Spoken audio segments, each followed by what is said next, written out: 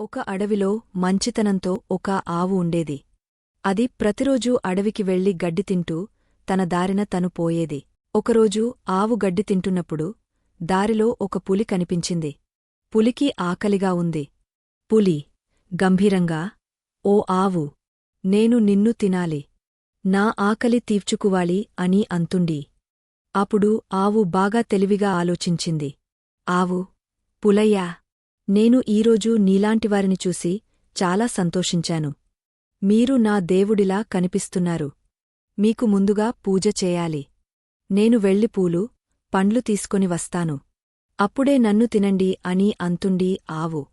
పులి ఆలోచించి ఒప్పుకుంది. పులి, చాలా ఆక్లీగ్ అండి, త్వరగా వాచేయ్ అని అంటుండి. ఆవు వెంటనే అక్కడినుంచి పారిపోయి తన గ్రామానికి వచ్చింది.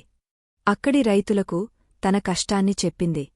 రైతులు కలసి పులిని బంధించడానికి ప్రణాళిక వేశారు. రైతులు పులి ఉన్న చోటికి వచ్చి దాన్ని చుట్టుముట్టారు. రైతు, ఓ పులీ, నీవు మా పశువులను బెదిరించవద్దు. ఇది మా గ్రామం, నీక్కడ చోటులేదు. పులి భయంతో అక్కడినుంచి పారిపోయింది. ఆవు సురక్షితంగా గ్రామంలో తిరిగి జీవించసాగింది. అది తన తెలివితేటలతో ప్రాణాన్ని కాపాడుకుంది.